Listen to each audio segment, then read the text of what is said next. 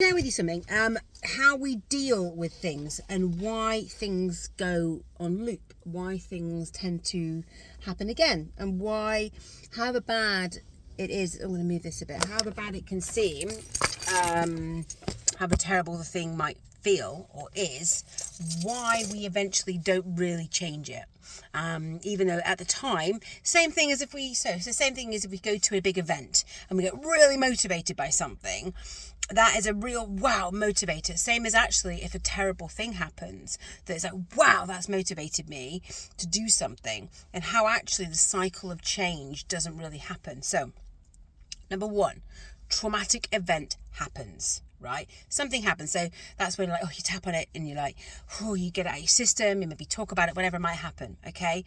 Then the trauma reaction happens. So then our subconscious patterns come into play and we do what we always do, okay?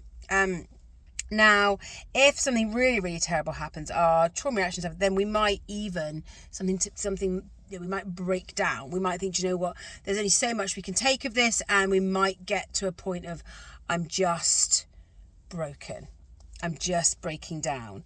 And then that gets so uncomfortable that we actually then start to distract ourselves. Maybe we start watching telly, drink, go into old habits of distraction, because sitting in the difficulty, to sit with the sadness, to invite it in, is difficult. So what we then do is we distract ourselves with other things. And then once we've distracted ourselves long enough, the idea that we were actually upset and had an issue dissipates. We go back to normal, and then this cycle continues and we just do the same thing again. So traumatic event, traumatic response, the breaking down, that, oh my God, things are so terrible. And they get so bad that then we start distracting ourselves back to behavioural patterns, to what we know, to comfort.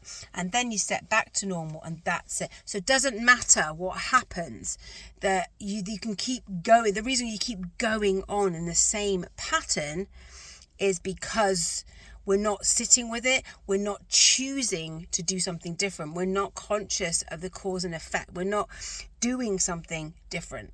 And what we need to do is interrupt this pattern, realize what's happening take responsibility, sit with the difficult stuff, and choose to do something different.